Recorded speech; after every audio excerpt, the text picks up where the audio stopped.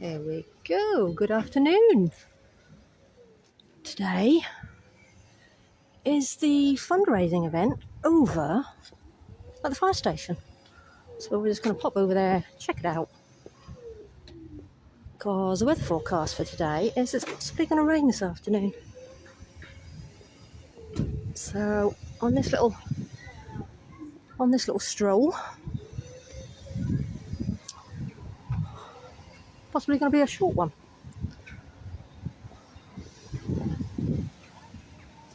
There we go. Oh, look, they're already at it. Look, it's a fundraising car wash, and it looks like it looks good actually.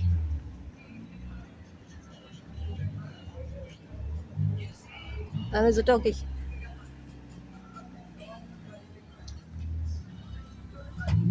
Oh, and it looks like they're going through the fire station on the way out. Nice. Very nice. What we got here? Their old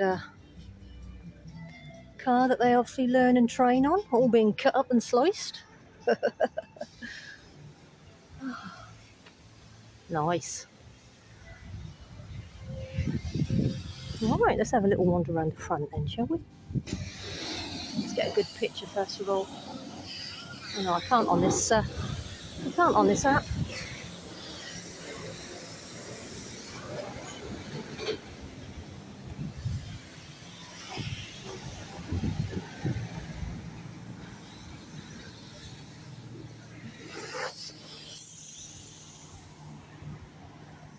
Little buses.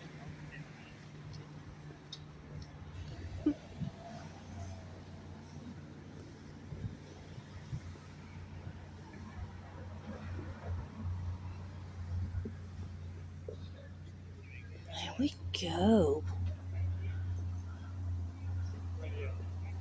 Shall we have a little look round the old fire engine?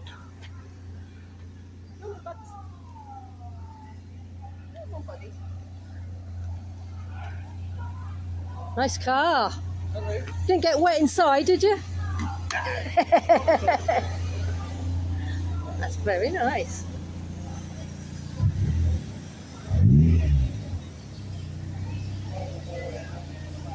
Very nice. We'll have a look in there in a bit. Let's start with the old fire engine. Look at that, look.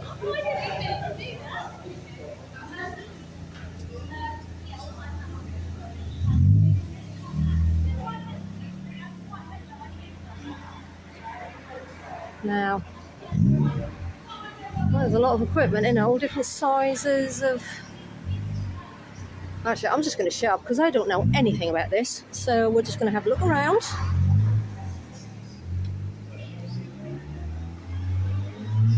You're making your own film? Yes. Are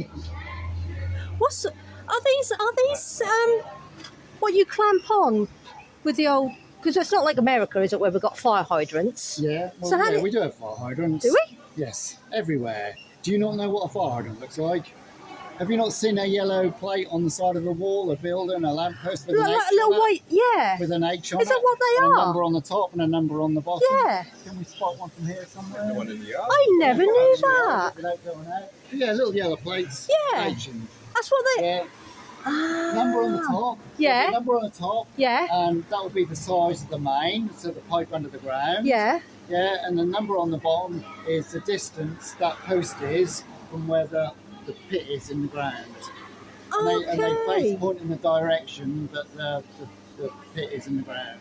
And then that's what. And then these fit. So to them. Well, these are all fittings for our hoses.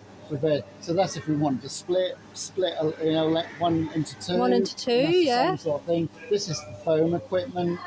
This is like a monitor, so that goes on there. So rather than holding a hose, we'd like a little ground monitor, so somebody doesn't have to hold the hose and direct the water onto the bits of hoses. Wow.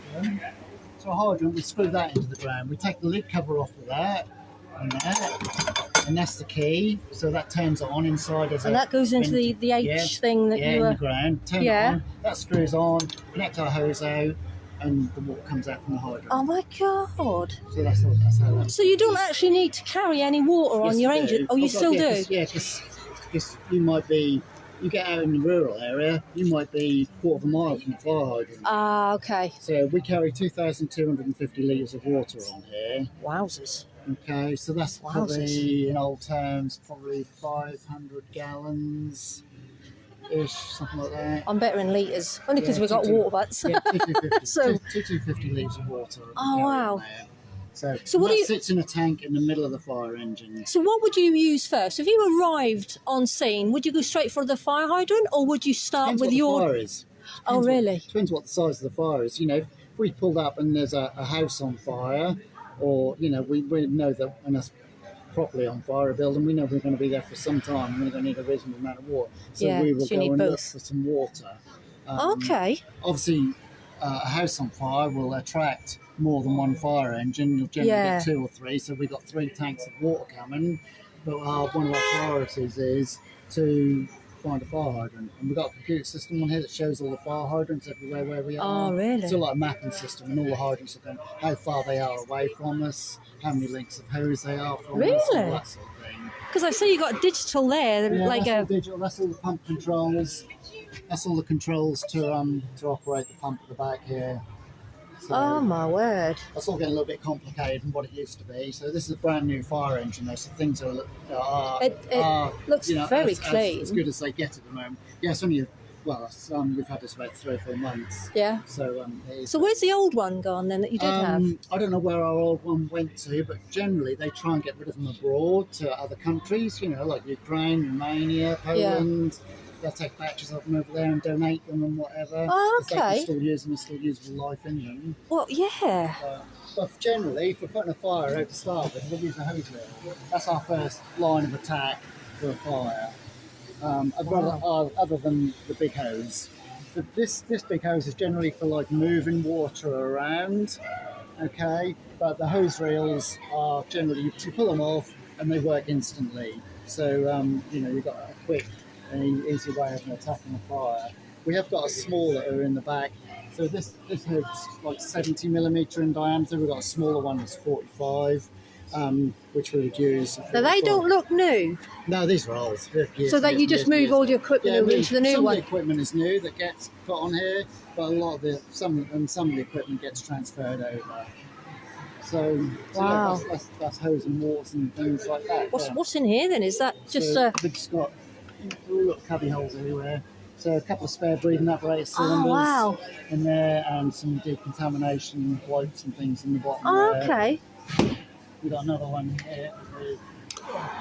Oh, the size of those wheels. Yeah, that goes on the end. So in the back we've got like suction hose, which is big, thick, hard hose. Yeah. So we can draw water up out of a river, lake, swimming pool, and whatever. And that would go on the end. If the water level was really low.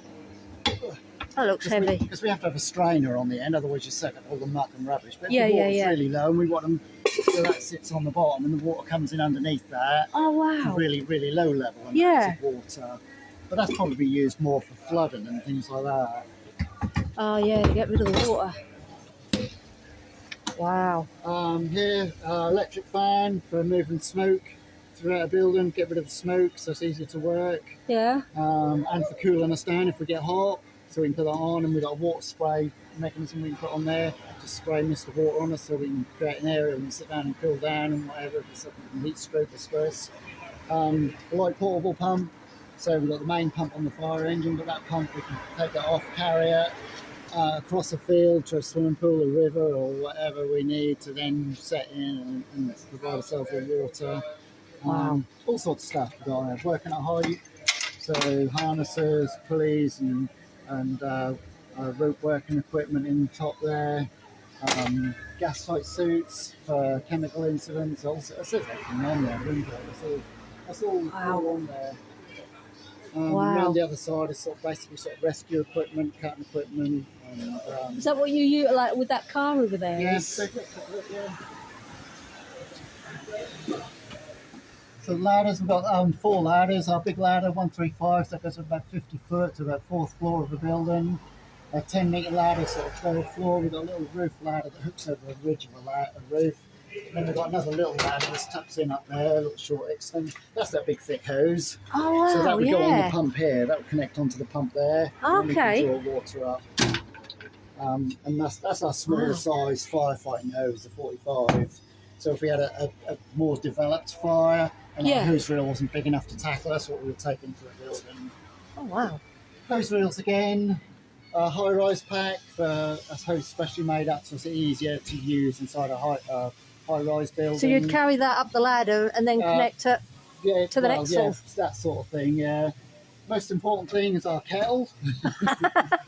Absolutely. We've got two breathing apparatus sets inside the cab, so we can put them en route for a job. But we've got two extra sets on the cradle in there. Wow. I'm saying there, lighting, all sorts of tools in there, impact drills, disc cutters, reciprocating saws. Oh wow. Bits and pieces. Then our sort of our cutting gear locker, so there's our heavy rescue cutting equipment. All battery operated. Oh yeah, there's the jewels. Yeah, all the old stuff we used to have used to be hydraulic, and you'd have a generator to power it, but this is battery operations. Pick it up and go, and it's quiet, and you can take it and use it inside a building. Wow. And stuff you couldn't. So there's the spreaders, the cutters, and the ram. There's a few other bits and pieces down there. We've got a winch, a turf wall winch on there.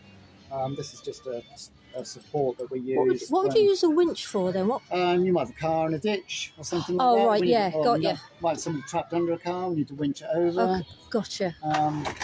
We've also got airbags. Airbags are up the top here, so the airbags, hydraulic, pneumatic lifting bags that will lift, I want to say 26 tons per bag. Really? First trauma care bag, first aid, and all that sort of things. We do a lot of trauma care stuff as well. We go to cardiac arrests, and we deal with them with support, supporting the ambulance. Yeah. So we do that as a station. All sorts. Something for everything. Thank you. Now, if you could tell me about the Firefighters charity, that would be brilliant. So the Firefighters charity is a national charity set up, and it's basically there to support families and firefighters in their times of need, whether that means times of hardship or just getting back to work from an injury, but more and more these days mental health issues. So we've got 3 main centres throughout the country, and that support like hospital type facilities really, and all these therapies and like I say, gyms and that sort of thing, like physiotherapy type stuff to get back to work. Because I understand with train drives and stuff, they have like their own thing to do with their mental health. Do you know what I mean? With the tracks and suicides and all. Is this kind of the similar thing, but just for firefighters? Yeah, just for firefighters. And so it's ex-firefighters, current firefighters. Well. Yeah. If you retired from the fire service 30 years ago and you're now 80 years old and you had a case that they could help you, then they would pick you up and help you and help you on your way. So it's a charity to look after ourselves, basically. Just trying to learn what does what and where the lines cross over and what support there is, and also to support you guys as well. So if you don't mind now, I need to get back in there. Thank you. I'm going to be coming in there in a minute. We might miss some people. But thank you for your time doing this. Thank you.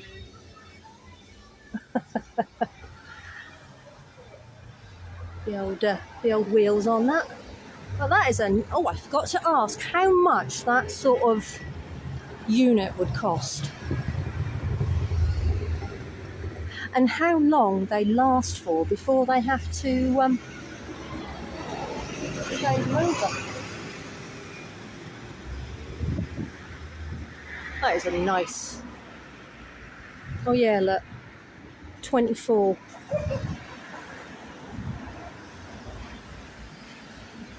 Excuse me, how much does a unit like this cost? I have no idea. Okay. Not a clue. I should have asked him when he was here. Have you had a good day? Has it been successful? Busy. Yeah? Very busy. Oh yeah. Hello. How are you? I'm good, thank you. How much would a unit like this cost brand new? 1/4 million at least. Really?